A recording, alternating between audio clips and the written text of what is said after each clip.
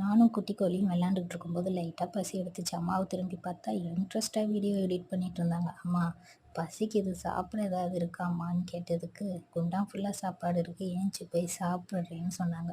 குண்டான் ஃபுல்லாக சாப்பாடா, காலையிலேருந்து சாப்பாடு கூட செய்யலையேன்னு யோசித்துட்டு கிச்சனில் போய் பார்த்தா ஏகப்பட்ட குண்டான் இருந்துச்சுங்க.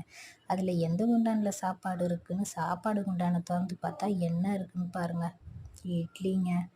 பக்கத்தில் ஒரு பேசன் இருந்துச்சு, அதுலேயும் இட்லி, இதில் தேங்காய் சட்னி, அதில் புளிச்ச கீரைங்க. அடுப்பில் ஏதோ சூடாகிட்டு இருக்குதுன்னு திறந்தா அது டக்குன்னு என் மூஞ்ச சுட்டுருச்சிங்க. சரின்னு ஊதி விட்டு பார்த்தா சாம்பார். அடுப்பை நிறுத்திட்டு இந்த இட்லியை என்ன பண்ணலான்னு யோசித்துட்டு போட்டு பெசன்னு பிசைய ஆரம்பிச்சிட்டேங்க நான். நல்லா பிசைஞ்சு எடுத்துட்டு அந்த கேப்பில் சாம்பார் வானலை கழுவி எண்ணெயும் கடுகும் போட்டு கடுகை நல்லா வெடிக்க விட்டாச்சுங்க. அப்புறம் தேவையான அளவு கடலைப்பருப்பையும் போட்டாச்சு.